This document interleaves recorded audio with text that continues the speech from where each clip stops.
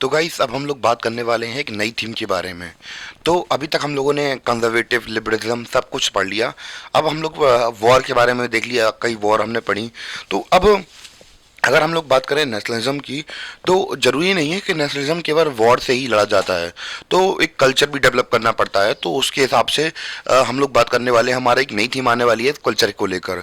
तो इसका नाम क्या है? Romantic imagination and national feeling. तो अब रोमांटिक इमेजिनेशन, अब यहाँ पे हम लोग उन फीलिंग्स के बारे में बात करेंगे। तो जरूरी नहीं कि रोमांटिक चीज़ें हमेशा ही मेल और फीमेल के बीच में ही होती हैं। तो देश के प्रति भी हम लोग प्यार करते हैं, देश से भी हम लोग प्यार करते हैं बहुत ज़्यादा। तो जब देश से प्यार करते हैं तो देश के प्रति जब फीलिंग होंगी, तो देश के प्रति कैसी फीलिंग होगी? रोमांटिक फीलिंग होगी, यानी कि अपने देश के लिए जान देने की इच्छा जागर होगी। तो थीम हमारी क्या रहने वाली है? Nationalism did not came about only through wars and territory expansion.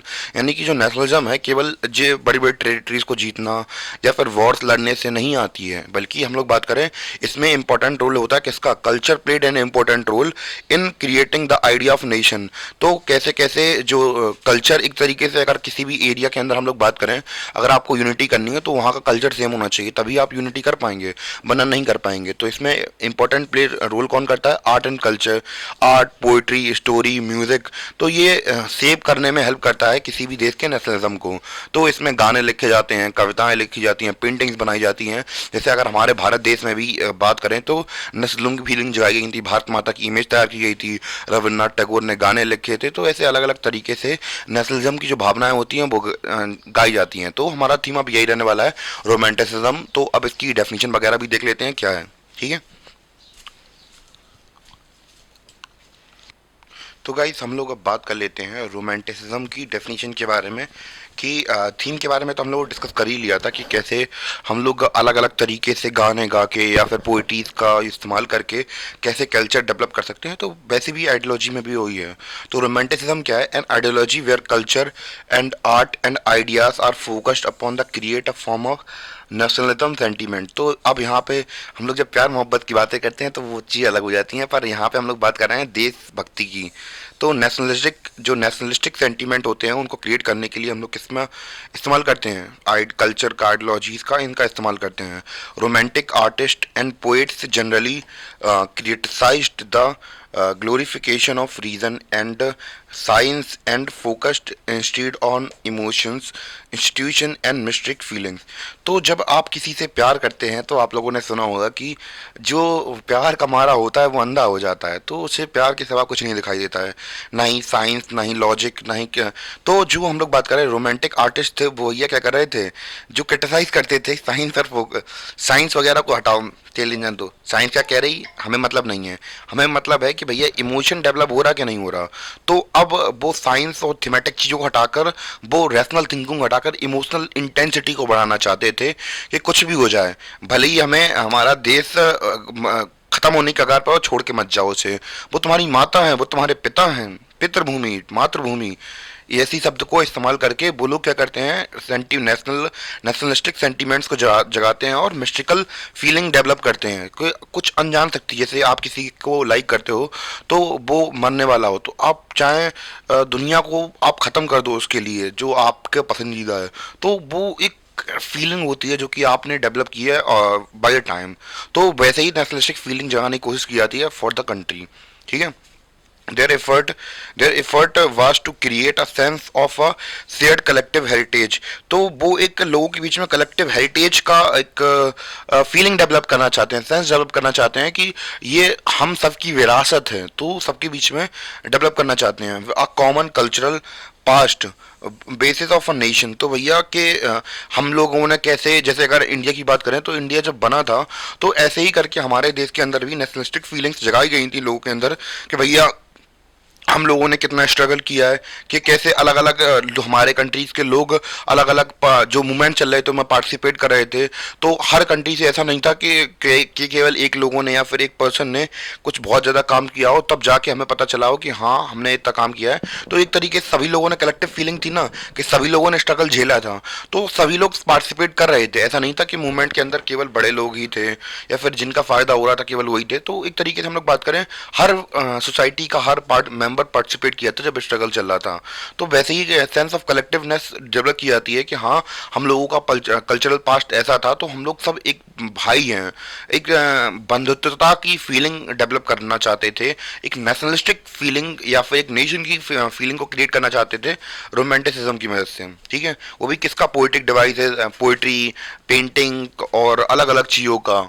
ठीक है, तो ये रोमांटिसिज्म आई थिंक समझ में आ गया होगा, जिसमें हम लोग कल्चर का मतलब आइडियोलॉजी डेवलप करने के लिए कल्चर आइडियाज का इस्तेमाल करते हैं। ठीक है, नेशनलिस्टिक सेंटीमेंट जगाने के लिए पोइट्री, पोएम्स, सॉन्ग्स, इन सब का इस्तेमाल करते हैं नेशनलिस्टिक फीलिंग बढ़ाने के लिए। Clear guys? अब हम लोग बात करेंगे जो रोमांटिसिज्म के बारे में हमने बात की, तो इसको प्रचार करने के लिए जैसे हमारे यहाँ पे रविन्द्रनाथ टैगोर को जाना जाता है और बाकी जो लीडर्स थे उनको माना जाता है, जिन्होंने अपनी पोइट्रीज या फोक सॉन्ग्स के थ्रू अपने कल्चर को, हेरिटेज को या फिर एक कल्चर बिल्डअप करने की कोशिश की देश भर में। तो वैसे ही हम लोग बात करेंगे यूरोप की, तो यूरोप में आइडिया ऑफ हम लोग बात करेंगे जोहन गुटेनफर्ड के बारे में बात करेंगे। जोहन गुटेनफर्ड हर्डर के बारे में बात करेंगे। तो ये वो व्यक्ति हैं जिन्होंने वहाँ पे काफ़ी कुछ कहा है, मतलब इनके आइडियाज़ वगैरह थे हम लोग कैसे कैसे नेशनलिज्म वगैरह जो रोमांटिसिज्म है उसको कैसे स्प्रेड करेंगे यूरोप के अंदर। तो claim that true German culture was to be discouraged among the common people. तो हम लोग डिस्कवर्ड है, मैंने डिस्करेज बोल दिया, सॉरी।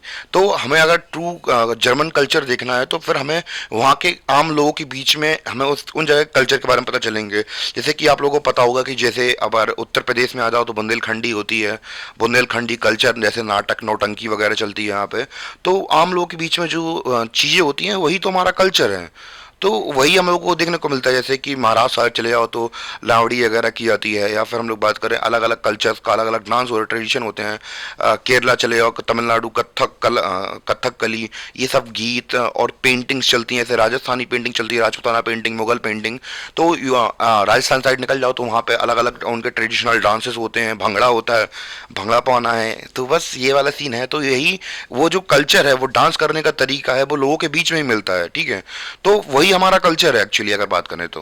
बस वही इन्होंने भी कहा है कि भैया जो कल्चर है, अगर हम लोग बात करें जर्मन कल्चर है, वो हमें कॉमन लोगों के बीच में देखने को मिलता है। और it was thought that folk songs, folk poetry and folk dances that the true spirit of nation बस पॉपुलराइज। तो जैसे कि अगर हम लोग बात करें कि कॉमन, जैसे किसी भी क्षेत्र के अंदर क्या कॉमन, जैसे अब भंगड़ा है तो भैया केवल भंगड़ा पंजाब में नहीं किया जाता, पूरे इंडिया भर में किया जाता है। हर कोई भंगड़ा पा देता है, तो मज़ा आता है बहुत ज़्यादा करने में। तो खैर वही चीज़ें हैं कि भैया ये सब चीज़ें क्या एक नेशन की आइडेंटिटी को बिल्डअप करती हैं, कि वहाँ के लोकगीत क्या है, पोइट्री क्या है, जैसे कि कविता का जो कवितकार हैं, हिंदी दर्शन है हम लोगों का, या फिर हम लोग बात करें गाने हैं, फोक सॉन्ग्स हैं। फोक सॉन्ग्स मतलब होता है लोकल या नेटिव जगह पे। आप लोगों ने देखा होगा, जैसे कि अगर यूपी की बात करूँ तो जैसे बारिश का मौसम आता है तो जो कुम्हार लोग होते हैं तो वो डांस वगैरह करते हैं, मोर के पंख लेके नाचते हैं वो लोग। और उड़ीसा साइड निकल जाओ तो उड़ीसा में बहुत सारे ट्राइबल डांस होते हैं, वो लोग खुद एंजॉय करके बहुत सारे डांसेस करते हैं। या फिर अलग अलग कम्युनिटीज़ के जो लोग होते हैं तो वो अलग अलग, हर एक स्टेट की बात कर रहा हूँ मैं, हर एक स्टेट में ऐसी सारी चीज़ें की जाती हैं। सो collecting and recording these forms of folk culture was essential to protect the national building। तो भैया अगर हम लोग इनको मतलब नेशन बिल्डिंग करनी है तो इन सब चीज़ों को प्रोटेक्ट करना पड़ेगा, तभी एक कॉमन आइडेंटिटी बन पाएगी सभी लोगों के बीच में। ठीक है, तो यही इंपॉर्टेंट मैसेज दिया था किसने? हमारे जॉन साहब ने। ठीक है,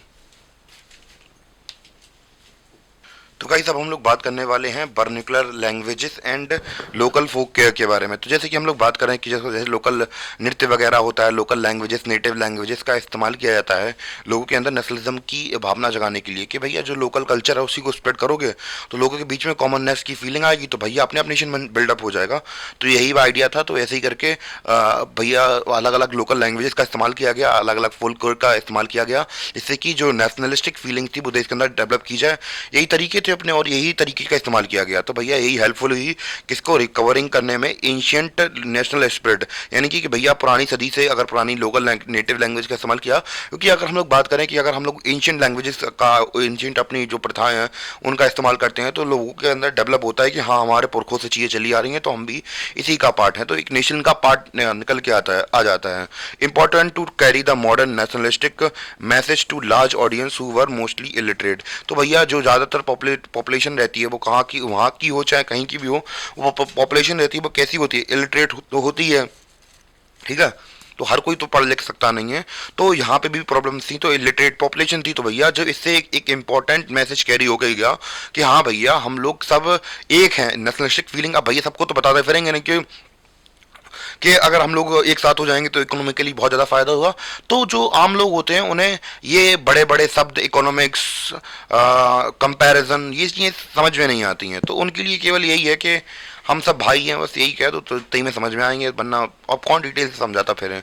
तो एक इंपॉर्टेंट मैसेज भी गया उन लोगों को जो इलिटरेट थे पीपल वहाँ की यूरोप के, कि भैया नेशनलिस्टिक फीलिंग डेवलप करनी है, हम सब एशियन कल्चर का पार्ट है और हम सब भाई हैं और हम सब एक नेशन हैं। इंपॉर्टेंट चीज़ ये थी उसमें, ठीक है। इसमें हम लोग एग्जाम्पल की बात करते हैं पोलैंड की।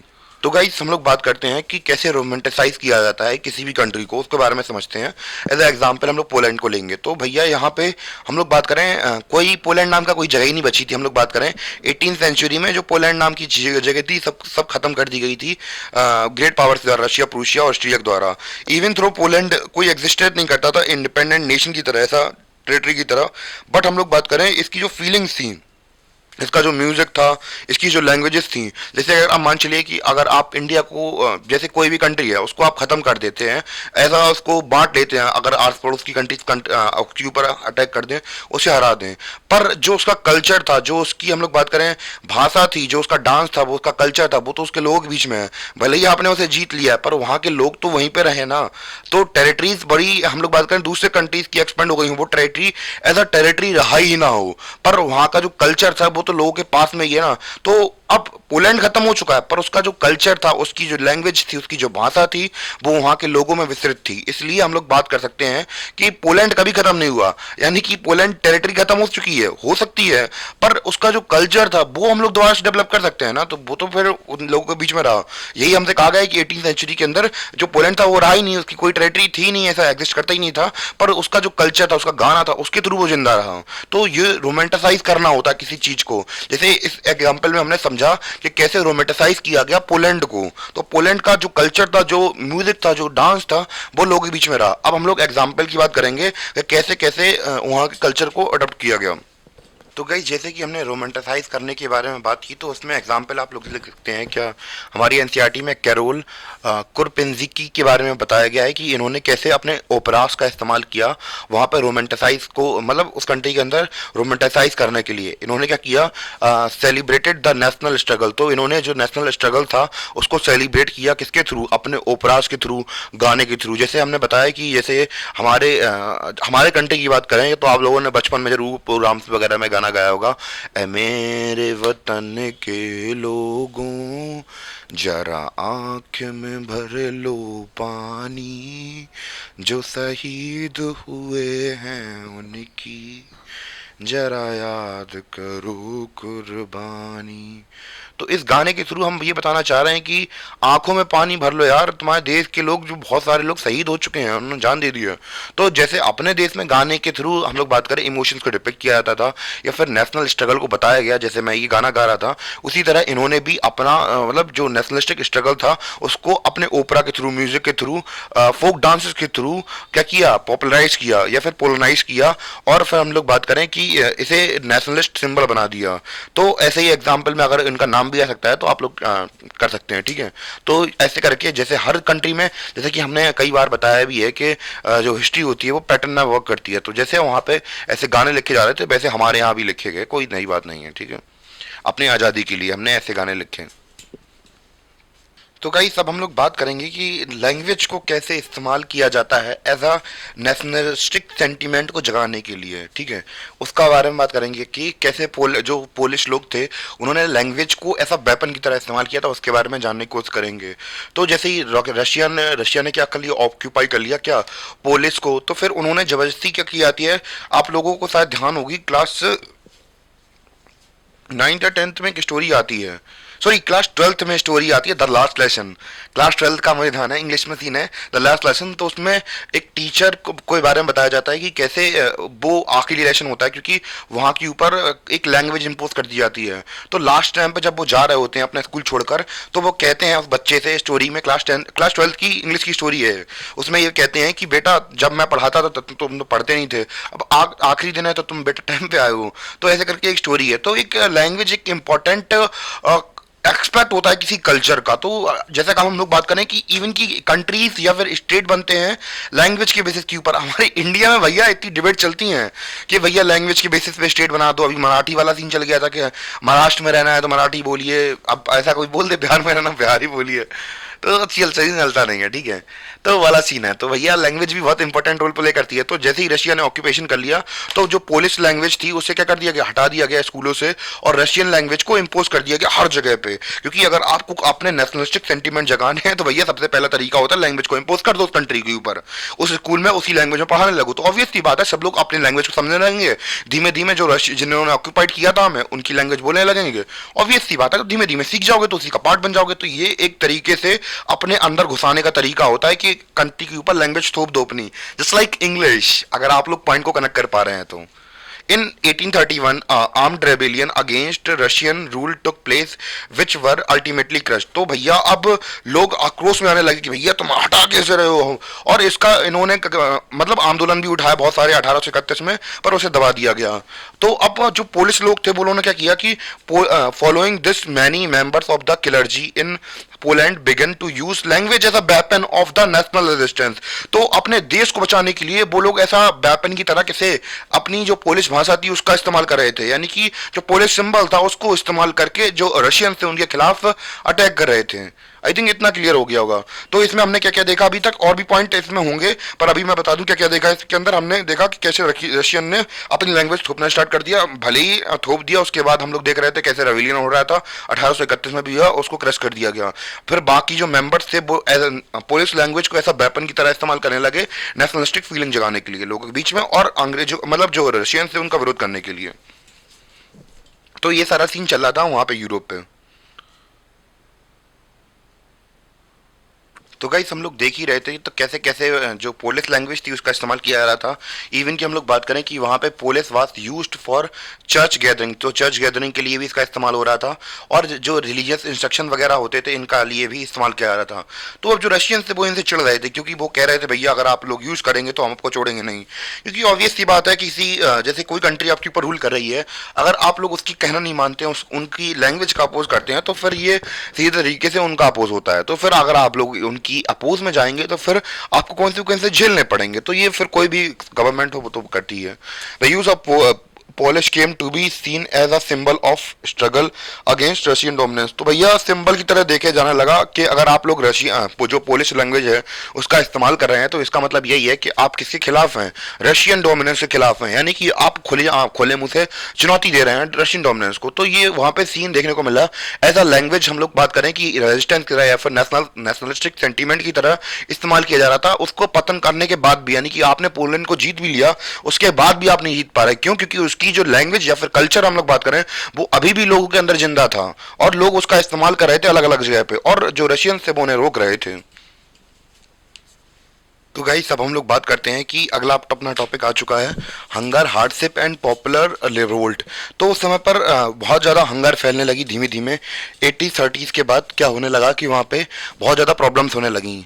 तो अब इस वजह से भैया क्यों प्रॉब्लम्स हो रही थी, जब जहाँ पे ज़्यादा प्रॉब्लम्स होती हैं तो बेसिकली रिवोल्ट भी वहीं पे होने लगते हैं। तो 80s 30s के बाद वहाँ पे क्या हुआ, the years of great economic hardship and in Europe. तो भैया यूरोप के अंदर बहुत ज़्यादा हार्डशिप होने लगी थी।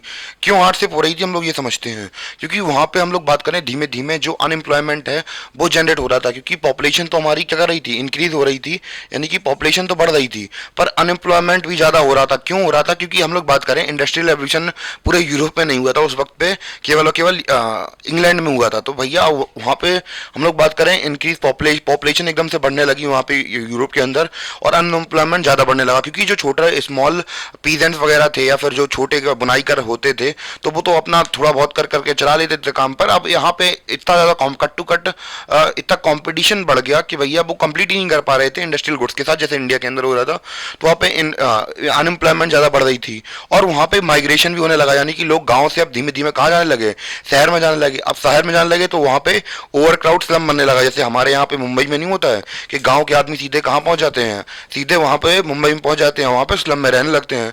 तो ये सीन है वहाँ पे, तो ओवर क्राउड स्लम होने लगा वहाँ पे। अब यहाँ पे हल्की सी भी अगर बार क्या हो जाती थी, हम लोग बात करें बैड हार्वेस्ट होता था, यानी मौसम मौसम का कुछ दिक्कत हो जाए, तो यहाँ पे जो प्राइजेस थी उनकी एकदम से अप्राइज हो जाती थी। तो वही लिखा है, the rise of food prices और year of bad harvest lead to widespread populism, मतलब होता है गरीबी, populace in towns and country.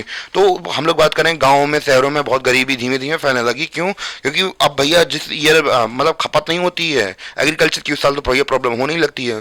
तो ये सीन बहुत ज़्यादा मुश्किल से कट रहे थे, लोगों से बहुत ज़्यादा प्रॉब्लम का फेस करने को मिल रहा था 80-30s में। और लोग किसको ब्लेम कर रहे थे, जैसे कि आज के समय प्रेसिडेंट या प्राइम मिनिस्टर को ब्लेम करते हैं, तो उस समय पर हमें पता है कि जो राजा महाराजा थे उनको ब्लेम किया जाता था कि भैया आप लोग कुछ करिए, राजा महाराजा हैं भैया, आप अभी तो इतना ज्ञान दे रहे थे भैया, फ्रांस को हटा, जो नेपोलियन था उसको हटाकर आराम से बैठ गए थे।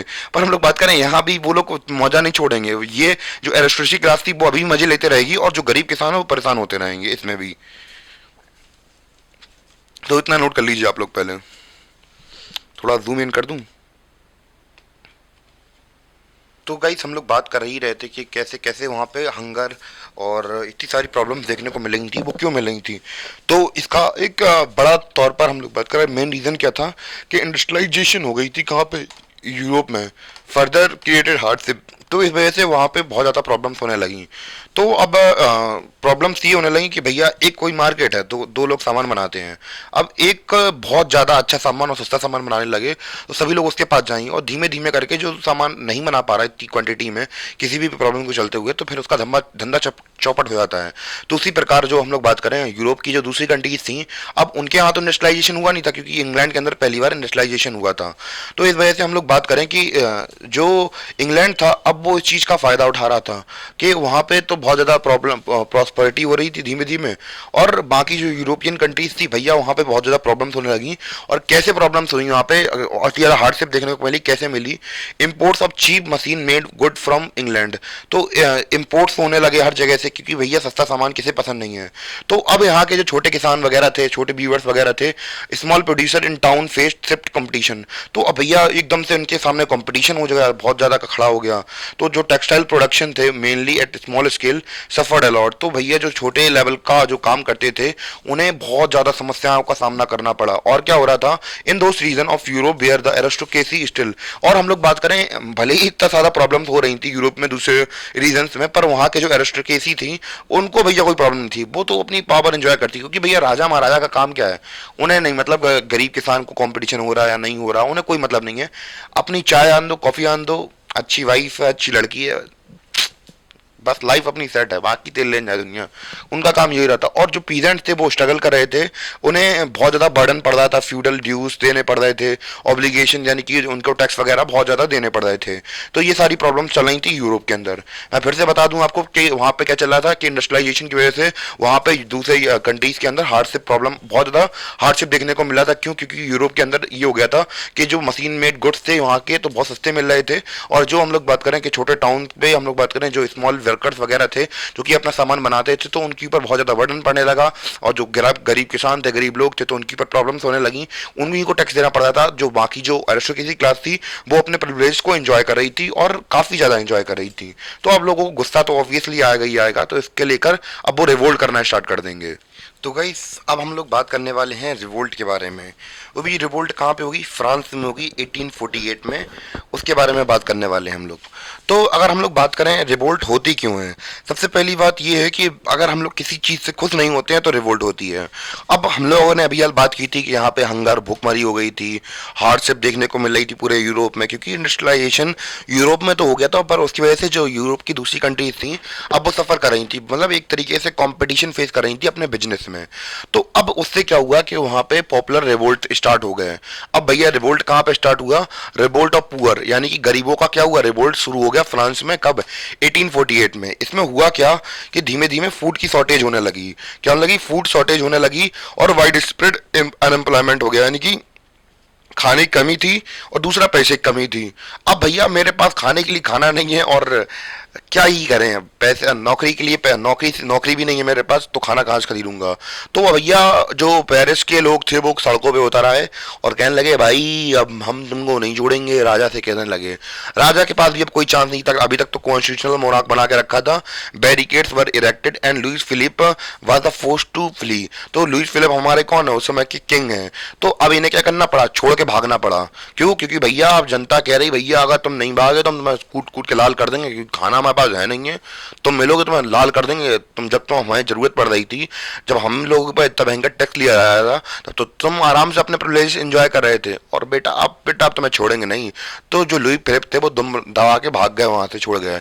रिजल्ट हमें क्या देखने को मिला, नेशनल असेंबली थी अब वो रिपब्लिक बन गई थी, यानी कि अब ये लोगों ने डिसाइड कर लिया था कि भैया अब बहुत हो गया मोनार्की मोनार्की, तेल लेने जान दो, खुद की सरकार बनाएंगे, खुद राज करेंगे। ठीक है।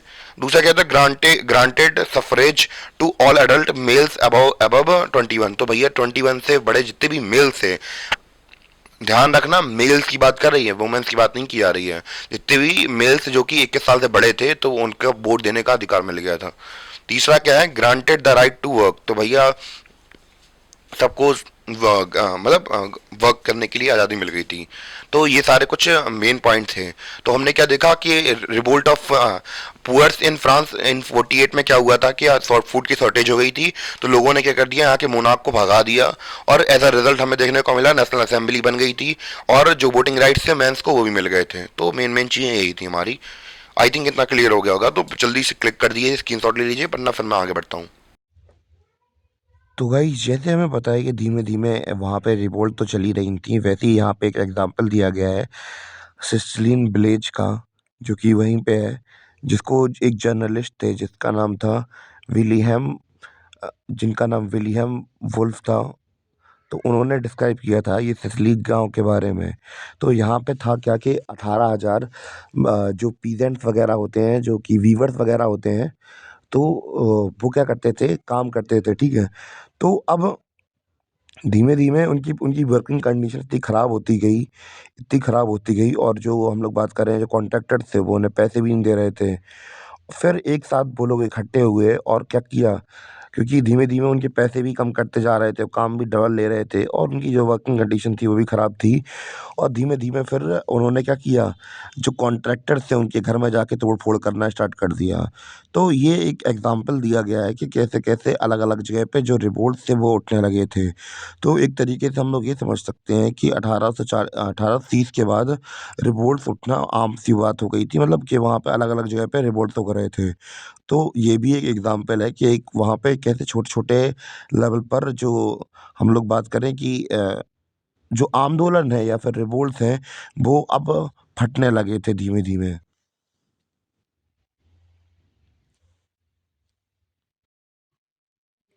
तो गाइस जैसे कि हम लोगों ने अभी बात की थी कि रिवोल्ट ऑफ पुअर्स तो हुई थी 1848 में, जिसमें हमने देखा था कि वहाँ के राजा को मार के भगा दिया गया था।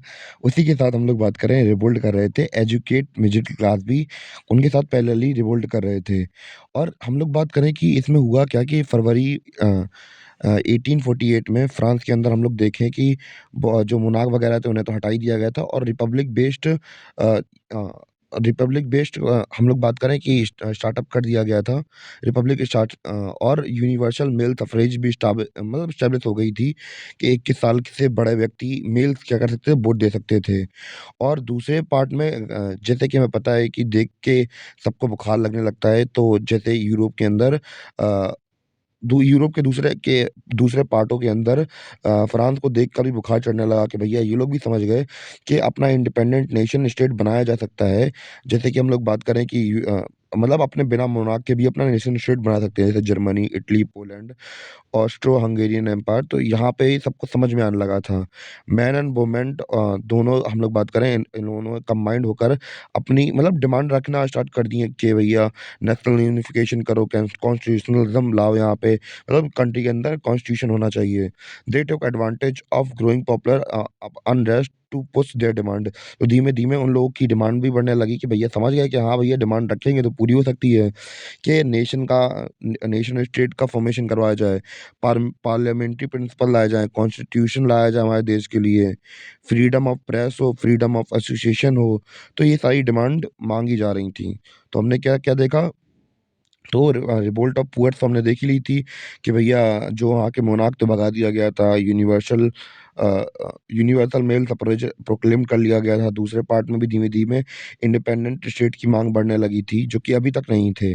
और धीमे धीमे जो मिडिल क्लास थी उन्होंने क्या किया, एडवांटेज लेते हुए उन्होंने डिमांड रखना स्टार्ट कर दिया कि भैया नेशन स्टेट की कामना की, पार्लियामेंट्री प्रिंसिपल का के बारे में कहा कि भैया ये सब आना चाहिए, कॉन्स्टिट्यूशन होना चाहिए, freedom of press, freedom of association होना चाहिए। तो ये सारा सीन हमें देखने को मिल रहा था रिवोल्ट के दौरान पे।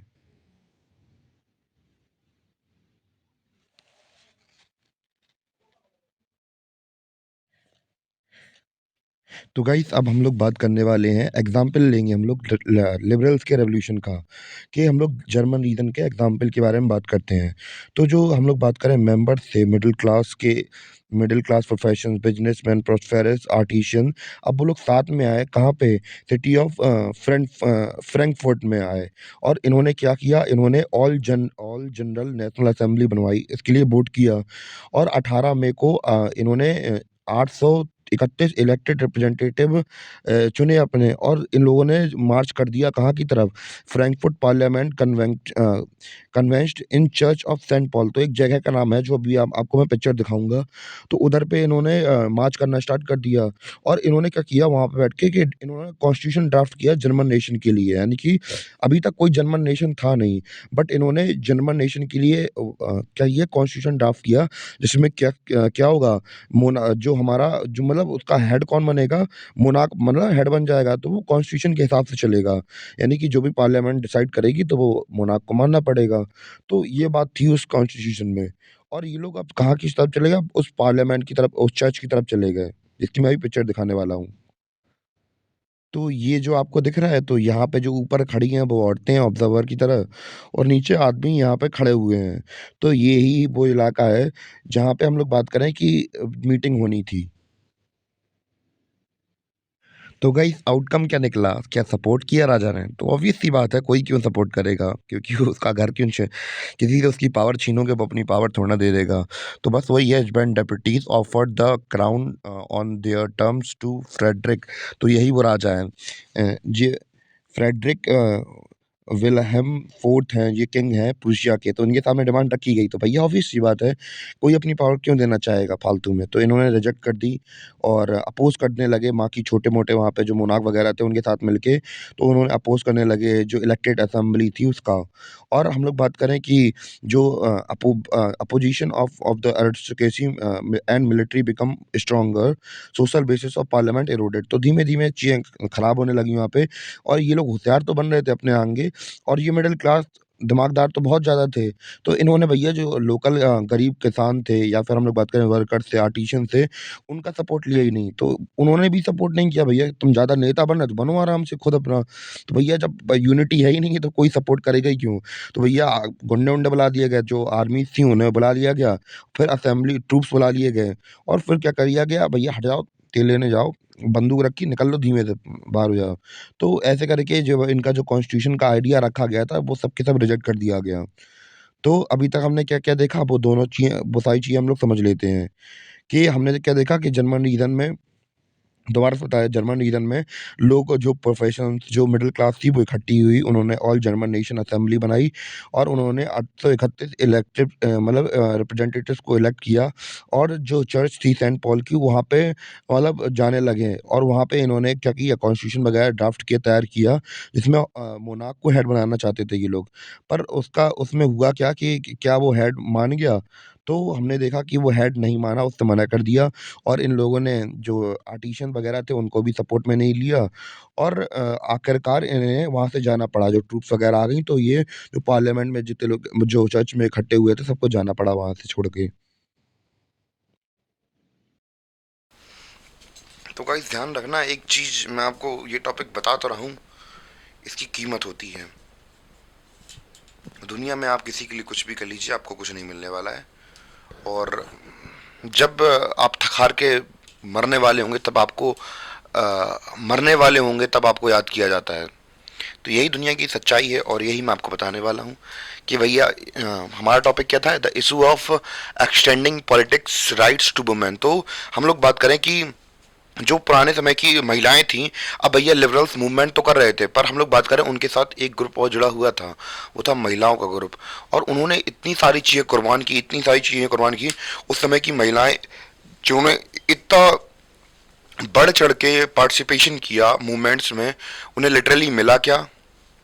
कुछ नहीं। तो लोग मरने के बाद याद करते हैं लिटरली। उस समय की महिलाओं को हेड्स ऑफ है मेरा कि उन्होंने बहुत मेहनत की। तो उन्होंने क्या किया, within the liberals movement large number of womens had participated actively over years. सालों सालों तक वो महिलाएं लिबरल्स के साथ मिली रहीं, उनके साथ पार्टिसिपेट किया अलग अलग मूवमेंट्स में। मिला क्या? कुछ नहीं। Women had formed their own political associations, founded newspaper and taken part in political meetings and demonstration। तो political meetings में political parties बनाई, demonstration में participate किया, पर उनको मिला क्या? कुछ नहीं।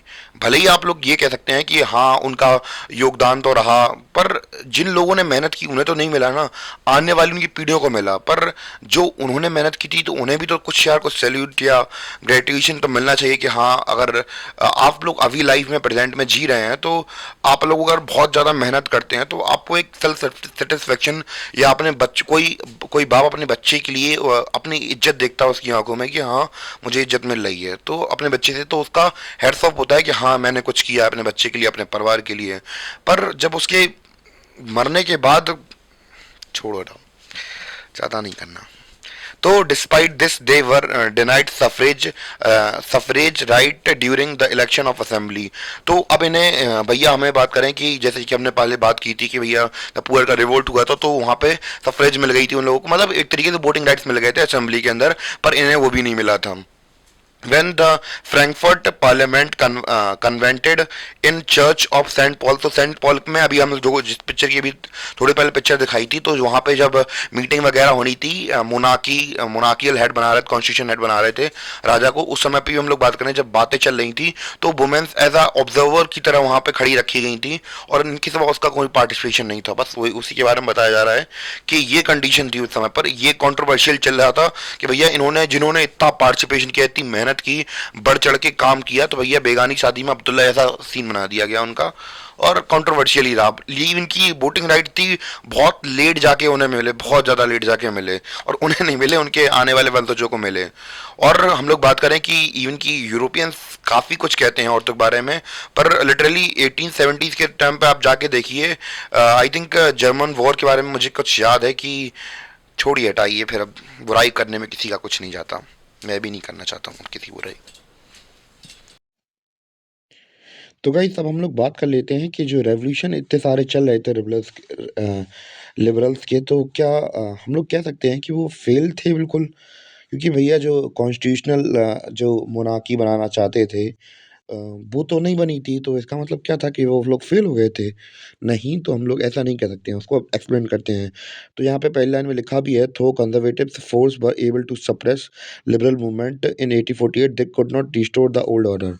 तो कहने का तात्पर्य ये है कि भैया भले ही उन लोगों ने उनको दबा दिया था, पर वो जो पुराने समय की बात थी, जो लेजिटिमेटी पहले समय की थी कि जो लोग कुछ कह दें और उन्हें माननी ही पड़ती थी, अब वो सीन नहीं रहा था। ये लोग भी समझ गए थे, जो मोनार्क्स थे वो समझ रहे थे कि ये जो चल रहा है ज़्यादा समय तक नहीं चल पाएगा।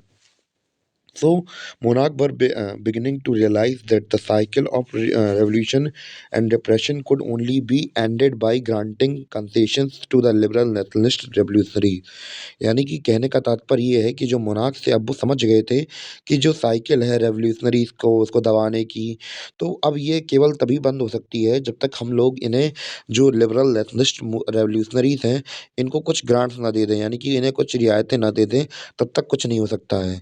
Hence, in the year after 1848, the autocratic monarchs of the Central and Eastern Europe began introduce changes that had already taken place in Western Europe in 1815। तो 1848 के बाद तो जो ईस्टर्न और सेंट्रल तब के यूरोप था, जहाँ पे हम लोग बात करें, जो रिफॉर्मेंट इतना ज़्यादा नहीं हो पाया था, वहाँ भी अब धीमे-धीमे चेंजेस इंट्रोड्यूस होने लगे। तो अब उन्होंने भी वो चेंजेस लाना स्टार्ट कर दिया, जो कि वेस्टर्न यूरोप में 1815 में लाए जा चुके थे। तो अब उन्होंने भी अपने यहाँ पे इंट्रोड्यूस करा दिया, क्योंकि वो लोग अब समझ चुके थे कि भैया अब ज़्यादा देर हो चुकी है, अब इन्हें ज़्यादा रोका नहीं जा सकता रेवोल्यूशनरीज़ को, वरना ये हमारे लिए बहुत आफ़त कर देंगे, ठीक है? Thus serfdom and bonded labor were abolished both in Habsburg dominion and Russia। तो जो हम लोग बात करें कि जो सर्फडम थी, बॉन्डेड लेबर का था ये सीन, तो ये सब क्या कर दिया गया, बंद कर दिया गया। और हम लोग बात करें, Habsburg rulers granted more autonomy to Hungarians in 1867। तो जो हाब्सबर्ग के रूलर्स थे, उन्होंने भी कुछ ऑटोनॉमी दे दी हंगेरियंस को 1867 में। तो धीमे धीमे अब हमें क्या समझ में आया, कि ये समझ में आया कि धीमे धीमे जब कोई चीज़ सर के पार हो जाए, तो फिर उस चीज़ को छोड़ देना ही सही होता है। अगर आप ज़्यादा चीज़ को कंट्रोल करके चलेंगे, तो आपके साथ बहुत ज़्यादा प्रॉब्लम हो जाएगी। जैसे कि अगर हम लोग इंडिया के पर्सपेक्टिव से बात करें, तो अंग्रेज भी समझ चुके थे, जब वर्ल्ड वॉर सेकंड के बाद जब वो कमज़ोर पड़ने लगे, तो वो समझ गए कि भैया अगर हम लोग यहाँ पे ज़्यादा समय तक के लिए रूल करेंगे, तो हमारे लिए अच्छा नहीं होगा। तो कैसे भी करके तो खून खच्चर किसी बेलगाम घोड़े को, अब जब मैं इंडिया को ऐसा बेलगाम घोड़ा नहीं कह रहा हूँ, तो बुरा मत मानिए। मैं एक एग्ज़ाम्पल की तरह बताऊँगा, तो जैसे कि अब बेलगाम घोड़ा जब तक काबू ना आ जाए, तो कोई बेलगाम घोड़ा एक लिमिट तक ही काबू किया जाता है, अगर नहीं किया जाता तो उसे छोड़ दिया ही जाता है, वरना ये हो जाता है कि फालतू में हम उसके ऊपर सवारी कर रहा हूँ, तो गलती से गिरा दे। तो वो अपने लिए इतना ही करना चाहिए जितना ज़रूरी है, वरना अगर चीज़ें ओवर ड्रामेटिक हो रही हैं, तो उन्हें छोड़ देना चाहिए। यही तरीका है, वरना फिर खौच-पौच बहुत ज़्यादा होती है। ठीक है? तो यही सीन बन रहा था, तो यही उन्होंने मोनार्क भी समझ चुके थे कि हाँ, ये चीज़ें करनी सही हैं, ये कुछ फैसले लेना ज़रूरी है। जैसे कि लिबरल्स को कुछ छूट दे देना, कुछ रियायतें दे देना, जैसे उन्होंने फिर दी भी बाद में, धीमे-धीमे करके। ठीक है? तो ये सारा सीन था। ये एज़ अ रिज़ल्ट निकल के आया था। क्लियर?